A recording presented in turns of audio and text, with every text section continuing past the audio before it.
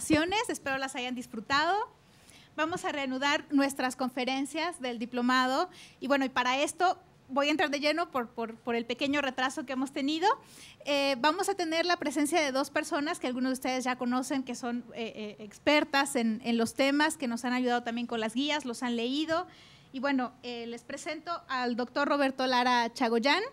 Él es doctor en Derecho por la Universidad de Alicante, España, habiendo obtenido la nota sobresaliente cum laude en la defensa de su tesis doctoral dirigida por Manuel Atienza en diciembre de 2000. Es licenciado en Derecho por la Universidad de Guanajuato. Es autor del libro El concepto de sanción en la teoría contemporánea del derecho y de varios artículos relacionados con la teoría y la filosofía del derecho, con especial énfasis en los temas de argumentación e interpretación. Se ha desempeñado como profesor en las universidades de Guanajuato, Iberoamericana, Escuela Libre de Derecho de Puebla, Escuela Judicial del Instituto de la Judicatura Federal, entre otras instituciones.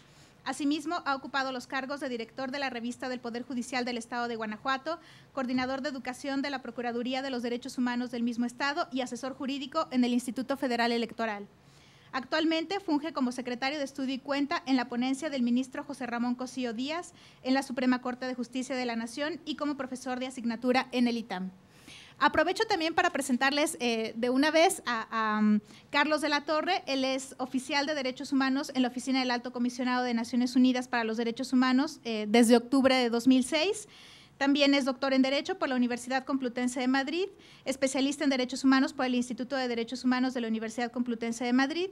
Es profesor de la materia de Filosofía de Derechos Humanos del posgrado de Derecho de la UNAM, profesor del Seminario sobre Derechos Económicos, Sociales y Culturales y Ambientales en la Universidad Iberoamericana y fue investigador del Instituto de Investigaciones Jurídicas de la UNAM de noviembre de 2003 a septiembre de 2006.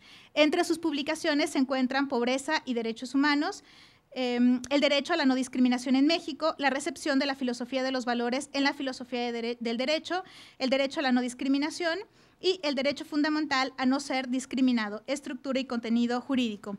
Como saben, la mesa del día de hoy trataremos el tema de la argumentación jurídica en materia de derechos humanos y derecho a la igualdad y no discriminación. Como ya vieron en los currículums de nuestros expositores del día de hoy, bueno, son expertos en el tema y les dejaría la palabra primero al doctor Lara por 20 minutos, después unos 20 minutos para el doctor de la Torre y hacemos una ronda de preguntas.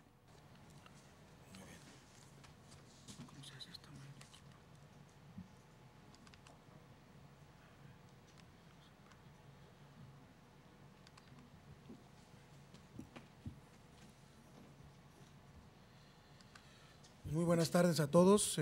Agradezco a las autoridades de la Suprema Corte de Justicia, especialmente a Mónica, la invitación para participar esta tarde con ustedes.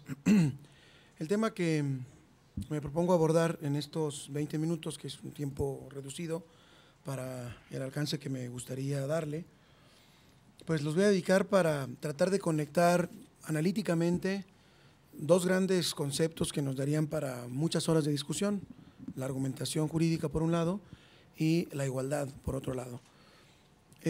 Cuando me ofrecieron hablar de este tema, comprobé de alguna manera empírica esta idea que tienen autores como Manuel Atienza, en el sentido de que la argumentación jurídica es omnipresente, que está prácticamente invitada a cualquier discusión, porque es la discusión misma de los temas, ¿no? No puede estar desvinculada casi de ninguna problemática. Y hablar de un tema tan complejo como la igualdad desde la perspectiva argumentativa del derecho, que es lo que voy a hacer, pues es inabarcable para 20 minutos. Por eso trataré de dividir esta intervención, estos 20 minutos, en dos partes. Primero, los extremos de la discusión, que bueno, están ahí en la pantalla. Vamos a rápidamente pues a recordar por qué es tan importante hoy en día, o por qué está tan de moda, o por qué tiene gran auge la argumentación jurídica, así como los criterios de igualdad, ¿no? Cada una tiene sus razones detrás que la hacen importante en la discusión actual. Vamos a ver qué tienen en común, cuáles son los puntos de toque entre las dos y conectarlo también con el constitucionalismo o como la argumentación constitucional en la modernidad. En la segunda parte de mi intervención hablaré de mi experiencia personal y de experiencias que he recogido en la Suprema Corte de Justicia a la hora de aplicar los criterios de igualdad en las sentencias, en los casos concretos, ¿no? Que me parece que eso puede ser interesante. Yo creo que ustedes y yo, mucha gente,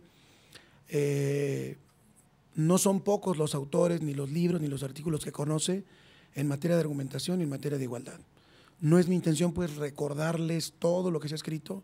Entiendo que han corrido ríos de tinta de cada una de las dos materias, por eso prefiero enfocarlos a la aplicación práctica en México, citando aquí a una compañera alumna, exalumna mía presente, cómo se tropicaliza estos temas, ¿no?, en la discusión actual.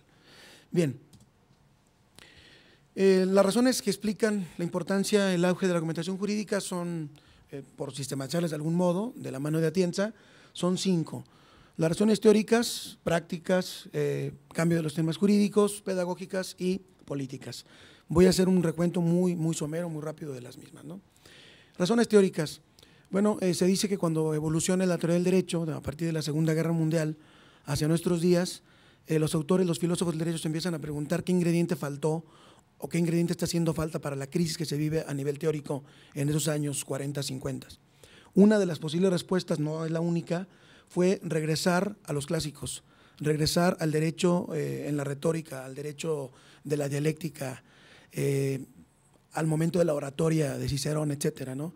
Y ver qué había dejado de lado, qué se había olvidado con el positivismo jurídico que surge en Inglaterra, como se sabe, a finales del 18 y principios del 19. Entonces, ¿qué se dejó a un lado? ¿Qué se tiene que recuperar para poder resolver esta crisis teórica? Y una de las respuestas es, insisto, regresar a los clásicos, básicamente a las tradiciones de razonamiento lógico, tópico, dialéctico, retórico, que siempre se han utilizado a lo largo de la historia y que el derecho siempre las había utilizado, hasta que de alguna manera hubo un olvido con el positivismo jurídico. Eso, pues, dice Atienza, explica que hoy en día las teorías del derecho y los pensadores, los filósofos del derecho que están repensando el derecho hoy en la actualidad, no puedan dejar de pasar por alto, no dejen pasar por alto estos temas aparentemente olvidados, ¿no? Y tienen que ver todos con el razonamiento jurídico. Razones prácticas. Bueno, se dice que la cara más visible de una buena teoría, de una buena aproximación teórica, es la capacidad de que se puede implementar en la práctica. Algún autor como William James, un filósofo, dice que no hay ningún otro medidor o no hay mejor medidor de la efectividad de la teoría que la puesta en práctica. Una buena teoría se mide de acuerdo a su capacidad de actualizarse, de ponerse en práctica, de resolver problemas de verdad en los lugares y espacios determinados, ¿no? De modo que la argumentación jurídica ofrece la mejor cara o la cara más visible de la teoría del derecho o de las teorías del derecho.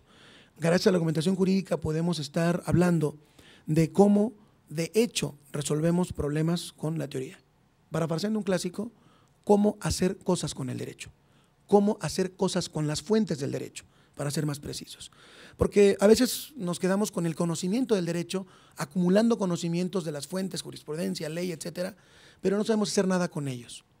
Es como una persona quiere ir a jugar tenis, aprender a jugar tenis, se compra su raqueta y se compra muchas pelotas, pero nadie le enseña a mover la mano con la raqueta y a pegarle a la pelota. La argumentación jurídica es la clase o es la herramienta que nos enseña a pegarle a la pelota, no a conocer la pelota ni la raqueta. ¿Me explico? Podemos saber mucho de raquetas y de pelotas, pero si no sabemos utilizarla en la práctica no sirve para nada. La argumentación jurídica intenta llevar la teoría del derecho a la práctica, a la resolución de los problemas concretos. Por eso su cara más visible está en la resolución judicial de los casos.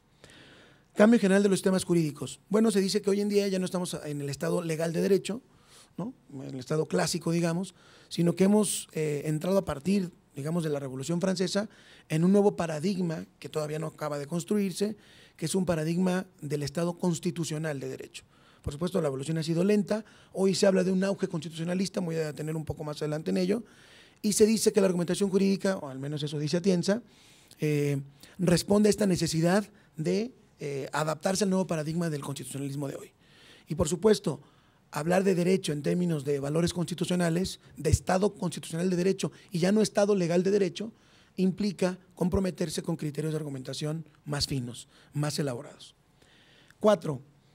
En la enseñanza del derecho también está comprobado que tiene una gran ventaja si se lo enseña con casos, ¿no?, que es más fácil que un alumno en cualquier dimensión del mundo entienda el derecho a través de problemas concretos resueltos, a través de haber visto muchos divorcios, muchos contratos, muchos homicidios, muchas lesiones, muchos casos concretos, en lugar de estar coleccionando en su memoria artículos, jurisprudencia, autores, etcétera. No es que una cosa elimine a la otra, sino que precisamente toman fuerza estos autores o toman fuerza este conocimiento almacenado si se le pone en práctica. Y enseñar derecho a través de los casos, o para ir un poco más allá, a través de no solo de la casuística, sino de lo que se conoce como clínica, es todavía más, más benéfico, ¿no? Y eso lo vivimos todos los que hemos estado en algún tribunal, o en un despacho, o en alguna notaría. Empezamos a aprender derecho verdaderamente hablando, o genuinamente hablando, cuando empezamos a resolver en la práctica problemas, ¿no? Cuando empezamos a poner en práctica eso que nos enseñaron en la escuela. Por eso decimos que acabamos de aprender derecho ahí en el despacho, juzgado, etcétera. Y finalmente, las razones políticas, que pues no es un misterio para nadie. Si nos hemos tomado en serio la idea del derecho, como decía Jering, como lucha, como instrumento para ponerle límites al ejercicio arbitrario del poder, la argumentación jurídica es nuestro mejor aliado. Es decir, tenemos dos posibilidades. Si no estamos de acuerdo con el poder establecido, si queremos ir en contra o si queremos protestar, manifestarnos, expresarnos libremente en contra de un ejercicio arbitrario del poder, podemos irnos a las armas o podemos irnos a la razón. Si hemos optado el camino de la razón, más vale que nos ejercitemos en su desarrollo, en su manejo, en su defensa, para poder lograr nuestros fines. De otro modo, si no sabemos utilizar la razón y no nos tomamos en serio el hecho de que el razonamiento es algo que se recibe como entrenamiento, ojo aquí, todos razonamos, todos pensamos, estamos dotados de razón, pero no todos sabemos pensar bien, o no todos razonamos igual de bien. Hay personas que razonan mejor que otras. La argumentación jurídica sirve para ayudarnos a razonar mejor, para enseñarnos cómo razonar mejor, cómo equivocarnos menos, cómo dar en el clavo a la hora de un problema complejo, cómo distinguir los tipos de problemas, etcétera. De modo pues que si queremos limitar el ejercicio arbitrario del poder a través de la razón, habría que entrenarnos en ella. Y la argumentación jurídica no es otra cosa que eso. Bien. Así como está en auge la argumentación por estas razones, que las acabo de despepitar de manera muy, muy somera, la igualdad también tiene su gran relevancia en la actualidad, aunque hay muchas confusiones terminológicas y conceptuales que no me voy a dedicar a desvelar el día de hoy, pero sí voy a mencionar algunas. Primero, creo que todo el mundo tiene ya claro que una cosa es hablar de la igualdad como igualdad de trato y otra cosa es hablar de igualdad material. La igualdad de trato, que viene desde Aristóteles en la política, es esa fórmula que todavía se sigue utilizando en la jurisprudencia, que es una fórmula vacía. Tratar igual a los iguales y desigual a los desiguales. Nada más que eso no nos sirve para nada, porque precisamente lo que buscamos contestar es quién es igual a quién y en qué. ¿Me explico? No es si todos somos iguales y a cada quien le corresponde lo mismo que a los demás, sino quién es igual frente a quién y en qué es igual. Ese capítulo o ese contenido no viene en la fórmula de la igualdad aristotélica. Si nos tomamos la idea de igualdad de trato para poder analizar como problemas, tenemos que avanzar algo más de la formalidad. Tenemos que apuntar hacia los contenidos materiales, hacia los parámetros. Y eso nos conecta con el segundo punto. Dicen algunos autores, no hay juicio de igualdad neutral. Eso es falso. Siempre se tiene que comparar con respecto a algo. Pero se dice que la igualdad es un concepto relacional. Y el que pone los baremos, el que los pone o los impone, de alguna manera lo hace con un grado mínimo o determinado de arbitrariedad. Porque no hay posibilidad de ser neutrales. Para ser neutrales nos quedamos en la fórmula vacía de Aristóteles. Dar lo mismo o dar lo suyo a cada quien, sin que precisemos qué es lo suyo de cada quien y de quién estamos hablando, ¿no? Entonces, esos son grandes tópicos de la igualdad que creo que están bastante discutidos en la teoría. La igualdad como igualdad de trato es una cosa vacía, hay que darle parámetros y esos parámetros nunca son neutrales. ¿Me explico?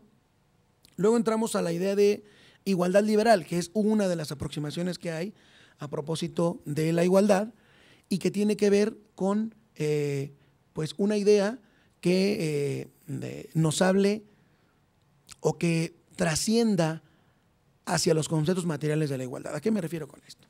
Es algo un poco complejo, pero voy a tratar de detallarlo un poco más. A ver, en realidad, como dice una autora del País Vasco que me gusta mucho, que se la recomiendo, que se llama María de los Ángeles Barrere Unzueta, que es una de las autoras para mí más clarificadoras en los temas de igualdad, si hacemos un ejercicio de sinceridad en la igualdad, en realidad no estamos hablando de algo universalizable. No es cierto que somos iguales, todos contra todos, por todos lados, hacia arriba y hacia abajo. El discurso de la igualdad es un discurso occidental, es un discurso de blancos, es un discurso de gente medianamente educada y con un nivel económico más o menos importante, determinado. ¿Quién discute de igualdad? ¿Los excluidos? ¿Los marginados? No es porque no estén invitados a la discusión de la igualdad, no los invitamos los que discutimos de igualdad. Esa es la verdad. Entonces, el discurso de la igualdad con pretensiones universalistas es falso. Es un discurso ideológico, no es lógico. El problema está en pensar que lo ideológico es lógico y pensar que la lógica formal resuelve los problemas de igualdad. Como si estuviéramos hablando en la clase de la prepa, todos los hombres son mortales, Sócrates es hombre, Sócrates es mortal. Ese tipo de juicios universales que utiliza la lógica formal, donde habla de universos generales y hace subsunciones, etcétera, pues es algo muy interesante a nivel abstracto, a nivel de herramientas, a nivel de lógica de diagramas de Venn, a nivel de universos artificiales.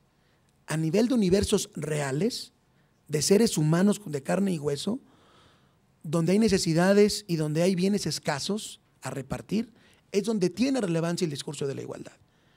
Y ahí es donde estamos hablando de igualdad liberal.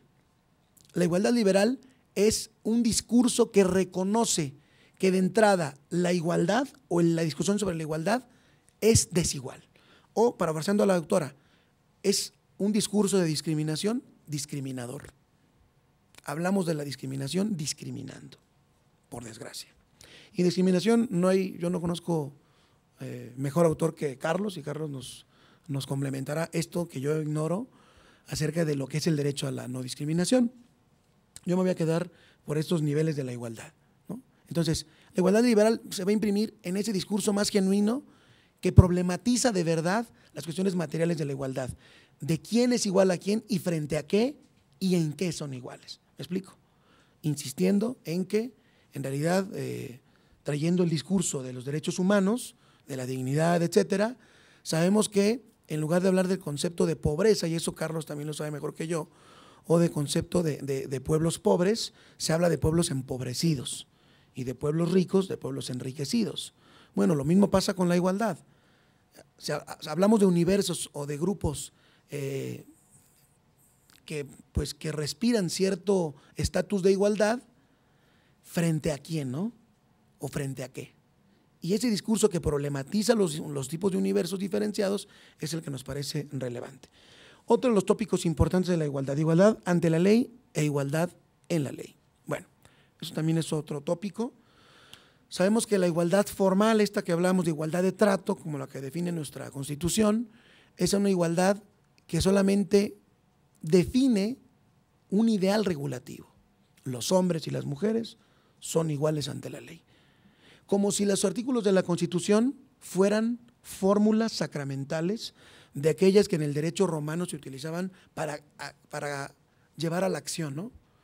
Lo que se llama en lingüística performativos.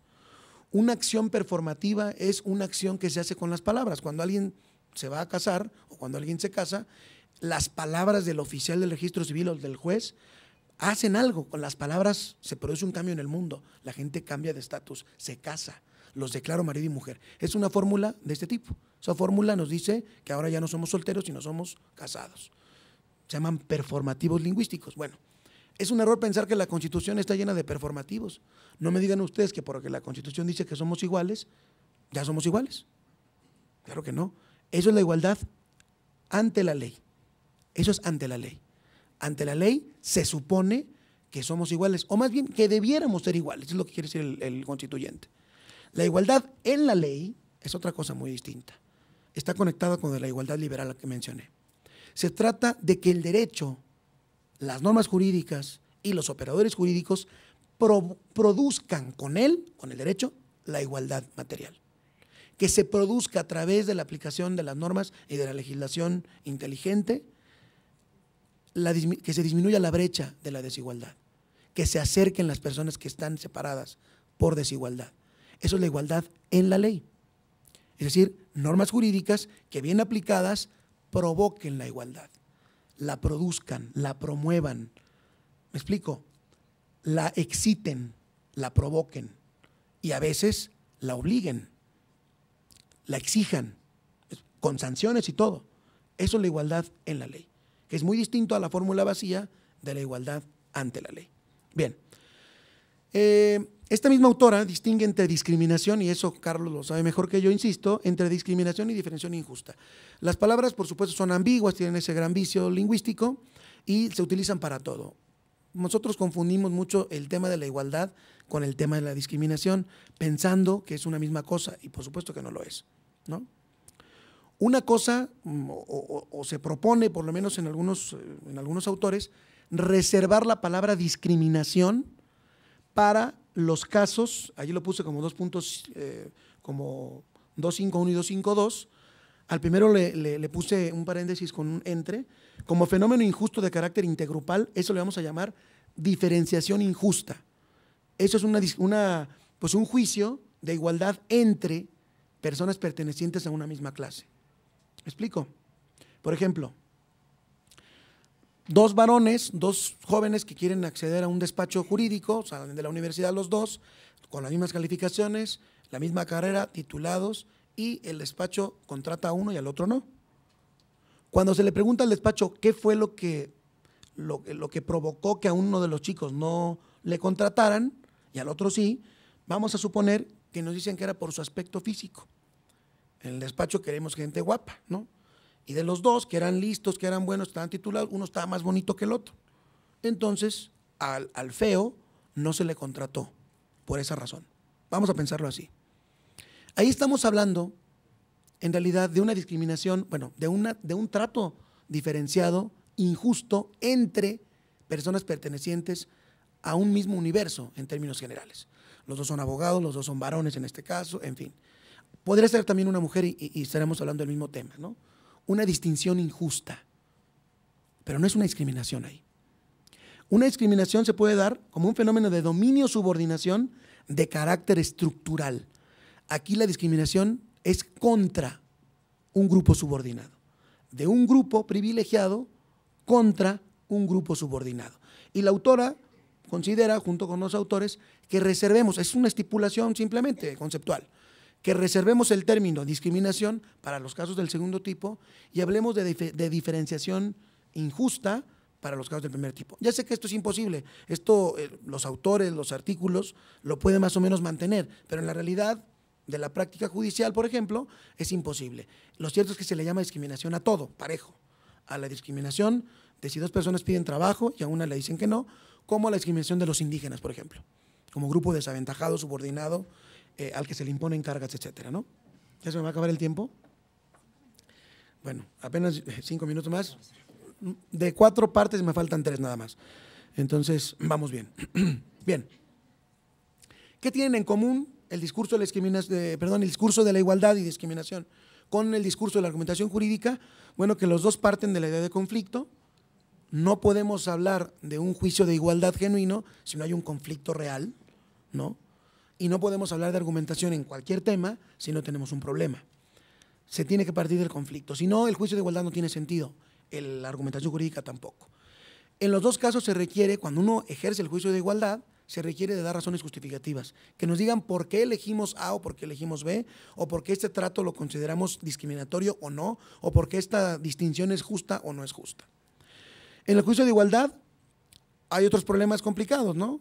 Solamente se los planteo porque no voy a poder abordarlos del todo, que es la búsqueda de los temas de igualdad, su abordamiento y su justificación. Son 3 pasos distintos que en mi experiencia personal en la Suprema Corte lo sigo viendo muy complicado, lo sigo viendo muy poco claro, muy poco entendido por nosotros mismos, por los secretarios que hacemos los proyectos de sentencia.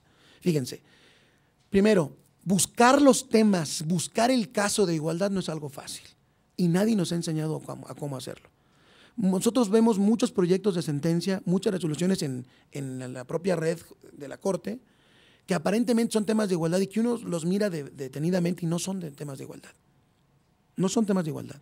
Son temas a veces de mera aplicación de norma en términos de juicio subsuntivo.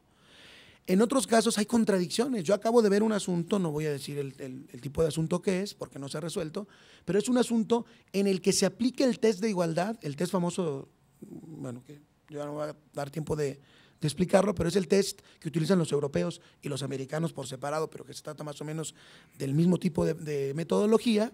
Ese test de igualdad que ya está en la Corte, que es jurisprudencia de la primera sala, se aplica de manera contradictoria. ¿Por qué? Porque primero, si se eligió el caso adecuado para el test, bueno, aplicas el test, pero no puedes después contradecirte con otros argumentos que van en sentido contrario. Ese asunto del que les platico, después de aplicar el test y según esto palomearlo y pasarlo, o sea, el asunto pasa el test de igualdad, no hay discriminación, no hay violación al artículo primero, termina con argumentos de, bueno, además de que no hay discriminación, pues en realidad los casos no eran iguales, los puntos de comparación no eran iguales, porque uno estaba en A y otro estaba en B. Pero entonces, si vas a utilizar el test de igualdad, no me utilices argumentos que no son compatibles con el test de igualdad. Eso pasa mucho. No sabemos identificar bien los casos. 2, ¿cómo abordarlos? El test de igualdad se ha convertido en un verdadero problema, porque cada quien lo aplica de manera diferente. Los 3 pasos, el de los fines constitucionales, el del juicio de racionalidad y el de la proporcionalidad, propiamente dicha, se confunden, nadie distingue dónde termina un paso y dónde empieza el otro, etcétera. Bueno, ya no voy a hablar de constitucionalismo porque se me hace tarde y voy a terminar simplemente con unas reflexiones finales. Me voy a pasar todo esto y voy a pasar a esta. Bueno, aquí está la tesis de las que les hablaba y tengo simplemente estas 3 pequeñas reflexiones para terminar. El perfil del operador es muy importante. Miren, regularmente los jóvenes, por eso puse ahí yo de manera chistosa o traté de ser irónico, el becario contra el personal de casa. Regularmente quien administra o quien conoce los criterios de igualdad, quien se leyó a Alexia, a Bernal Pulido, a Tienza, a los americanos, etcétera, viene con un perfil, a este yo le voy a llamar aquí becario para discutir con ustedes, ¿no? El becario. Y se enfrenta con el personal de casa, con la persona que estuvo de actuario, amarró expedientes, fue oficial, recorrió toda la escala judicial. Estas 2 personas parece que se encuentran, sobre todo a niveles de juventud de oficiales, se encuentran y chocan en los tribunales. ¿Por qué? Porque uno dice saber todos los criterios de igualdad y la última cosa que dijo Alexi en su último artículo o que lo interpretó Bernal Pulido y el otro lo desprecia por ello. Y viceversa, el becario desprecia al que tiene la metodología judicial y que se ha quemado las pestañas bastante haciendo casos, mal o bien, pero que lleva unos años trabajando en ello y se quiere saltar el oficio, así lo voy a llamar, así lo voy a dejar en esos términos, el oficio adquirido por el oficial o por la persona dedicada a la carrera judicial. Ese desprecio mutuo es un desprecio estúpido, de ciegos, ¿no? En los que se desprecian las virtudes de cada uno, que los 2 las tienen. Y es tan erróneo ponernos del lado del becario como ponernos del lado del de casa, que no quiere ver los criterios y cómo administrarlos en la realidad. 2, cómo de hecho se administran los criterios, ya un poco lo dije, ¿no? Yo tenía aquí varios casos para comentar, no me da tiempo, pero cómo podemos nosotros hacer un análisis de jurisprudencia mexicana simplemente de la Suprema Corte y vamos a ver un trato completamente diferenciado, incluso a nivel interno de las propias ponencias. Eso nos lleva simplemente a concluir que cada persona, que cada secretario aplica o entiende el test de igualdad de manera diferente. Y por supuesto en cada ponencia también. Y luego los problemas a la hora de los proyectos, a la hora de la discusión con los ministros, a veces son pseudoproblemas. No son problemas. Están discutiendo, están hablando de lo mismo, pero cada quien lo enfoca de una manera distinta y eso es terrible. Y concluyo, una salida falsa, una frase que me construí, que es parafraseando a una persona, a la persona que todo el mundo conocemos. Nunca falta alguien así en cualquier oficina, ¿no? Esas personas que nos dicen, no lea, mejor quédese como estaba, ¿no? No recuerdo al presidente Fox, es el primero que me viene en mente. Pero estas personas representan a un gremio muy importante. Personas que dicen, miren, saber derecho, saber criterios de igualdad, leerse a Alexi, leerse a Bernal, leerse a los americanos, no sirve porque los mexicanos no sabemos utilizar las cosas. Mejor no leas, mejor quédense, hay que quedarnos como estábamos. Porque todos esos criterios europeos y de Corte Interamericana y de Derechos Humanos y de tribunales internacionales nada más vienen a hacer ruido, todo el mundo se hace un champurrado horrible y se presenta como una razón que justifica no utilizar los criterios. Desde mi punto de vista, es el peor error que podemos cometer. ¿Me explico? Es tan absurdo, y con esto termino, como no querer comprar un coche por miedo a chocar. Por supuesto que el coche es un riesgo, o el mejor conductor puede chocar, pero no es una razón el riesgo de chocar para no comprar el coche. Lo mismo, no es ninguna razón justificativa no utilizar los criterios, no leer autores, no leer jurisprudencia, derecho comparado, derecho internacional, por el miedo a echar a perder las cosas a la hora del trabajo. Muchas gracias.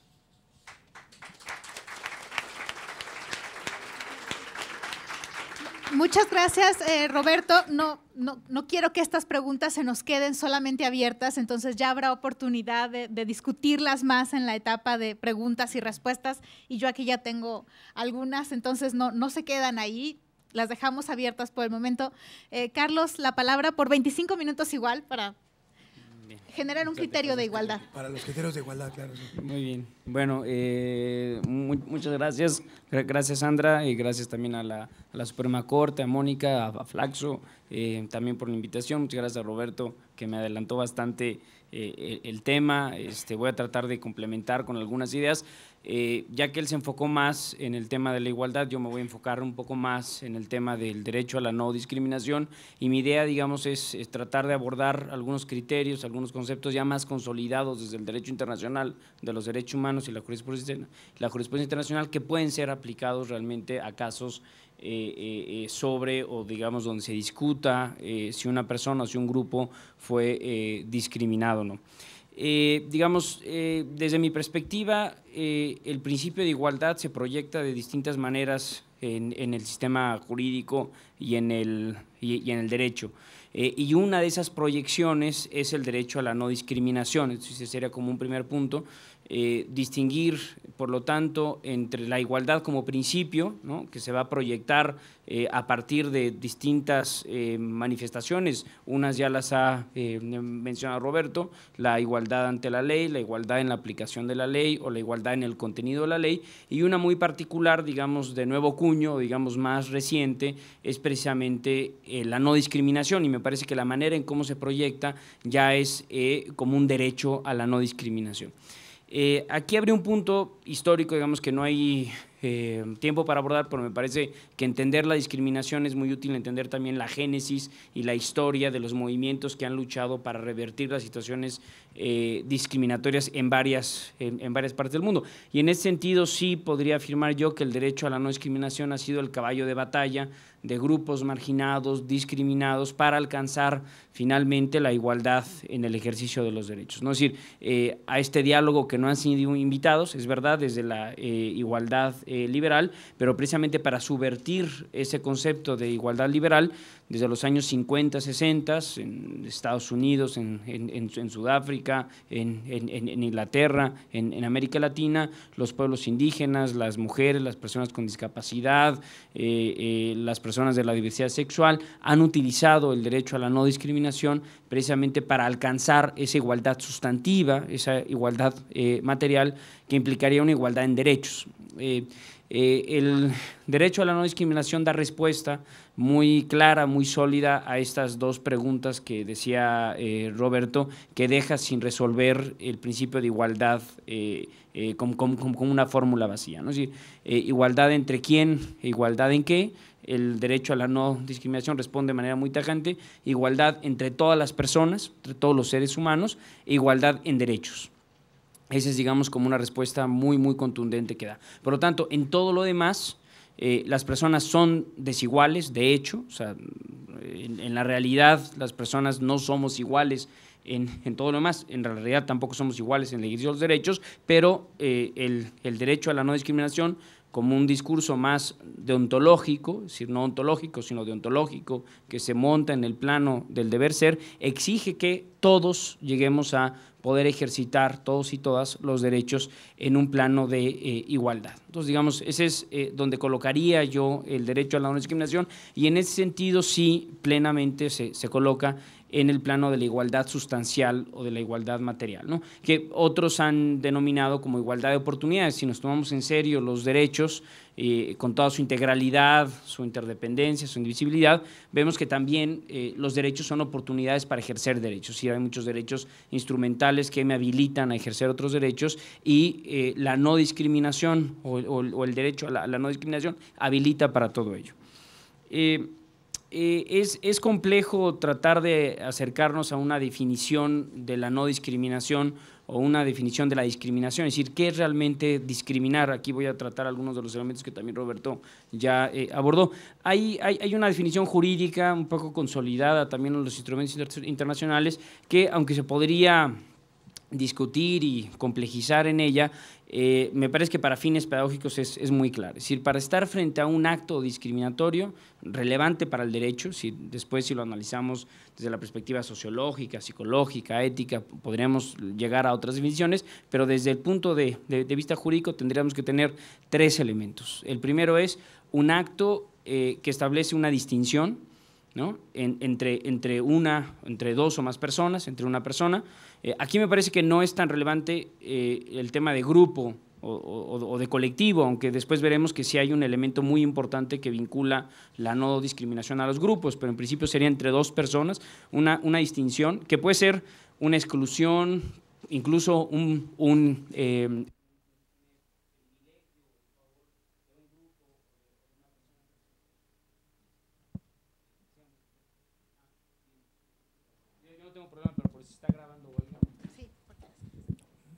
Sí, ahora. Muy bien, gracias, Andrea.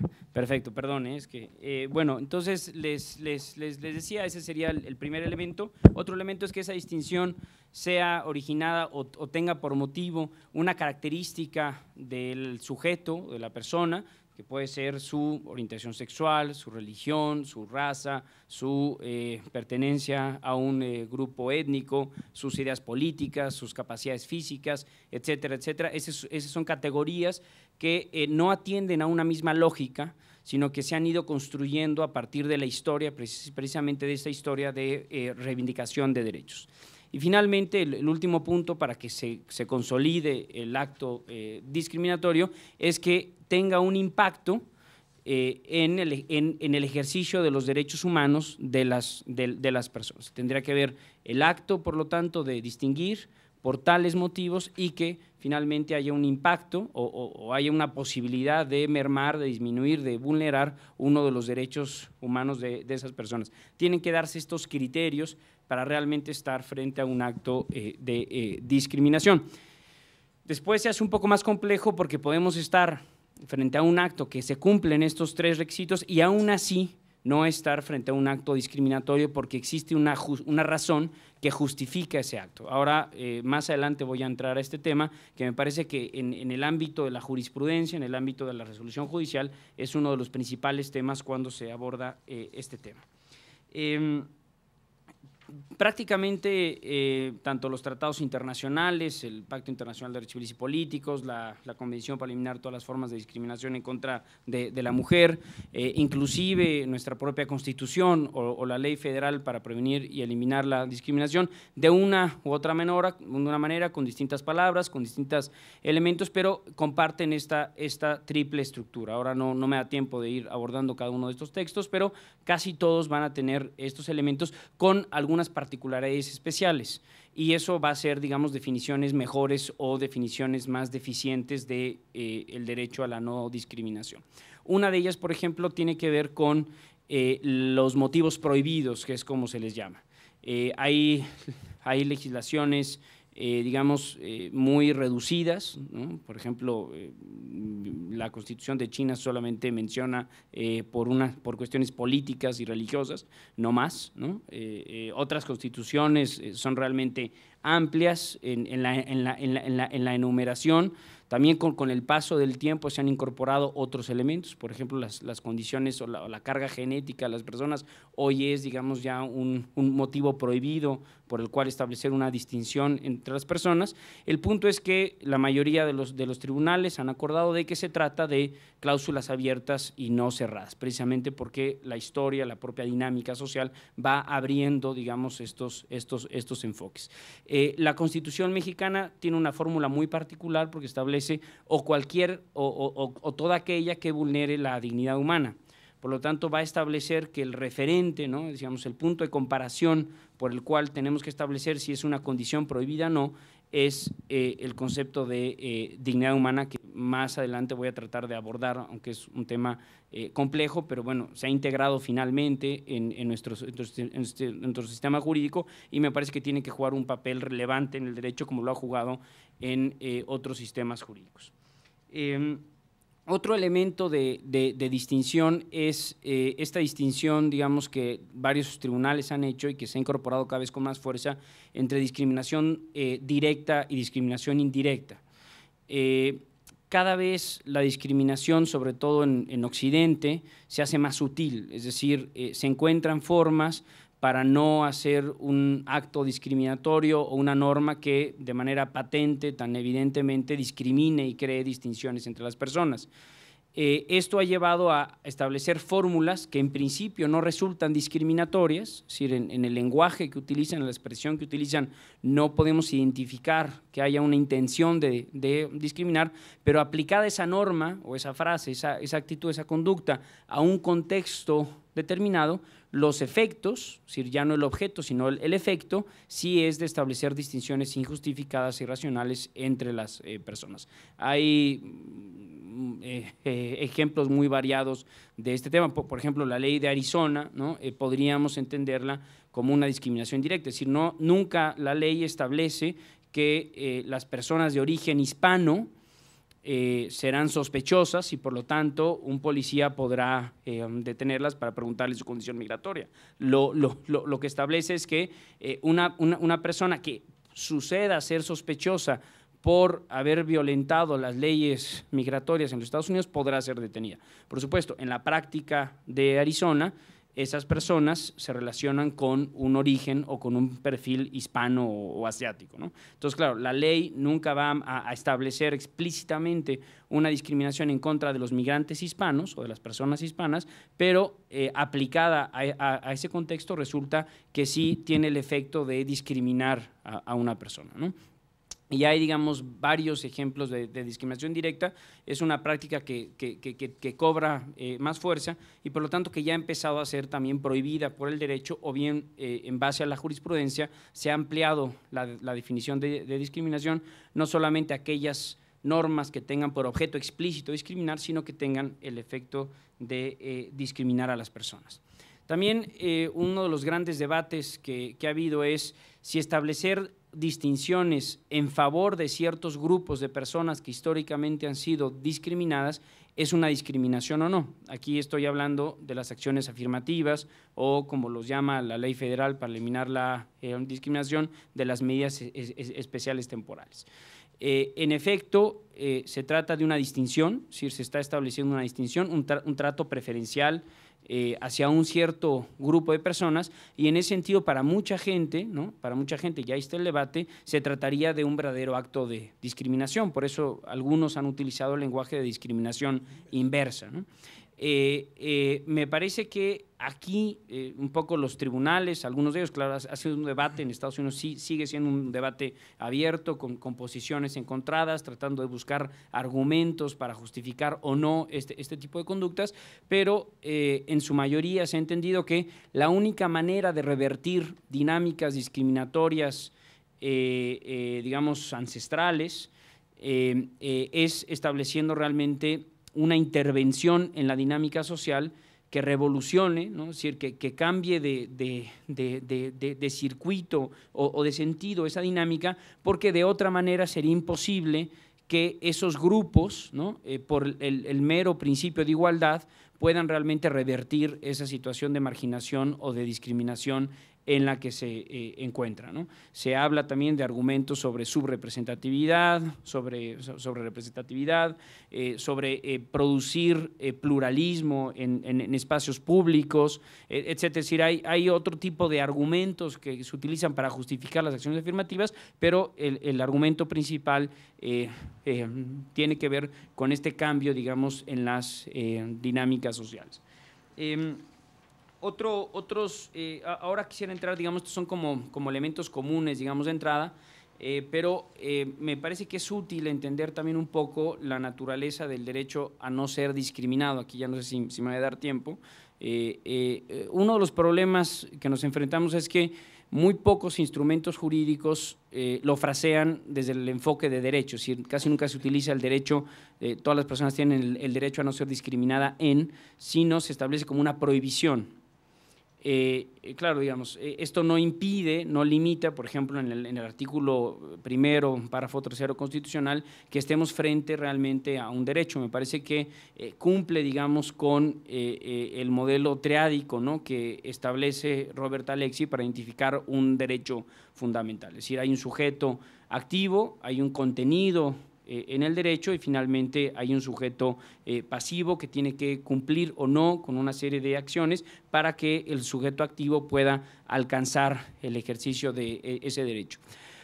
Un elemento que sí me parece muy particular en este derecho es que en esta discusión de Alexy sobre los principios y las reglas, ahora no entraré mucho porque no hay tiempo, pero digamos él llega, digamos, como una posición dual, donde establece que todo derecho humano o todo derecho fundamental tiene un elemento de regla que funciona como un sí o no, ¿no?, digamos como un contenido mínimo esencial, y una parte de principio que le permite cierta flexibilidad en la realización y en la aplicación, y él establece que salvo una excepción que sería el derecho a la integridad personal o la prohibición de torturar, ¿no? Es decir, ahí no hay posibilidades de optimización, no hay posibilidades de flexibilización, sino si se tortura a una persona, no importa si es fuerte el dolor o no que se le imprime a la persona, si estamos ya bajo el concepto de tortura, entonces, digamos, ya vence, es una regla que vence a los principios, ¿no? Es decir, aquí también es importante, ya me sitúo en el ámbito de la colisión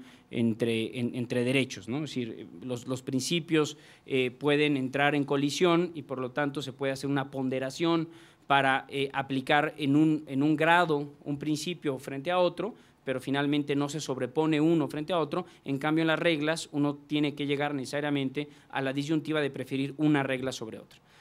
Desde el punto de vista argumentativo, me parece que el derecho a la no discriminación opera más como una regla que como un principio. Es decir, esto es algo que yo le he tratado de dar vueltas y me parece que el derecho a la no discriminación no tiene este elemento de principio que permite flexibilizarlo frente a otros derechos, sino la cuestión está en determinar si hay discriminación o no, que es ahora al último punto en el que iré. Si hay discriminación, entonces opera como una regla y tenemos que restringir, es decir, limitar, restringir, descartar otros derechos para preservar el derecho a la no discriminación. Por ejemplo, en el caso de la libertad de expresión es sencillo, bueno, o más o menos es claro, es decir, hoy hay un gran debate en Europa frente a la libertad de expresión y, por ejemplo, el derecho a no ser discriminado por las preferencias religiosas de ciertos grupos. Claro, entonces, lo que estamos viendo aquí no es tanto un ejercicio de ponderación, sino establecer si realmente hay una discriminación o no y, por lo tanto, a qué se le va a dar prioridad, si a la no discriminación, al derecho a no ser discriminado de estos grupos por sus creencias religiosas o a la libertad de expresión. Otro elemento que es importante en la estructura de este derecho es el contenido del derecho. Por una parte, podríamos formularlo en sentido negativo, donde se establece que el derecho a la no discriminación implica que se prohíbe establecer algún tipo de conductas que establezcan distinciones irracionales entre las personas. Ese sería como el contenido desde una perspectiva negativa de este derecho. Pero si lo volteamos y lo vemos de una perspectiva positiva, el contenido de este derecho implica que se deben de tomar todas las medidas para garantizar el ejercicio de todos los derechos para todas las personas en igualdad de condiciones. Y por lo tanto, aquí se vuelve una obligación, digamos, de máximos, no solamente de mínimos de parte de la autoridad o del Estado, donde tiene que evitar cualquier tipo de distinción irracional o injustificada, sino que el Estado ahora tiene que tomar todas las medidas, etcétera, que estén a su alcance para garantizar el igual ejercicio de derechos entre las personas. Me parece que son compatibles estas dos interpretaciones y hay que tomarlo, digamos, muy en cuenta también al momento de determinar si una autoridad cumplió o incumplió con sus obligaciones que se derivan del derecho a la no discriminación. En cuanto a quiénes son los sujetos de este derecho, pues me parece que sería un contrasentido establecer que hay personas que no tienen el derecho a la no discriminación, es decir, es una contradicción de términos, sería aberrante. Lo que sí es importante es establecer que es un derecho individual, personal, digamos, pero también eminentemente colectivo. Porque, y aquí entro de alguna manera con lo que Roberto adelantaba sobre los grupos, cuando discriminamos a una persona, se le discrimina no tanto por lo que la persona es en lo individual, sino por su pertenencia a un determinado grupo. Por lo tanto, la afectación es doble, es decir, se afecta al sujeto, pero también se afecta al grupo al cual se le vincula al sujeto. Hay ocasiones incluso donde la discriminación, o sea, son de un acto de discriminación, sería imposible poder identificar quién es el sujeto, la víctima de ese acto. Si, por ejemplo, esto sucedió hace algunos años en la Ciudad de México con las reformas al IMSS, se pintaron suásticas en la calle de Reforma frente al IMSS, porque el director del IMSS en ese momento era una persona de religión judía. Claro, las pintas se hicieron en su contra, pero realmente es difícil establecer, es decir, pero la comunidad judía, ¿no?, en México se sintió también afectada por haber, digamos, hecho alusión, digamos, al Holocausto, etcétera, etcétera. Entonces, claro, ahí la afectación es más grupal que individual. O hubo un caso que llegó al CONAPRED hace algunos años, donde en el metro un desodorante se anunciaba como usa tal desodorante para que el metro no huela a indios, y ponían más abajo verdes, ¿no? Es decir, es imposible identificar quién es el sujeto afectado, pero había una afectación al colectivo de los pueblos indígenas que habitan en el DF, ¿no? Digamos, ese es importante. Otro elemento del derecho a la no discriminación que se tendría que reflexionar, considerar, es la parte de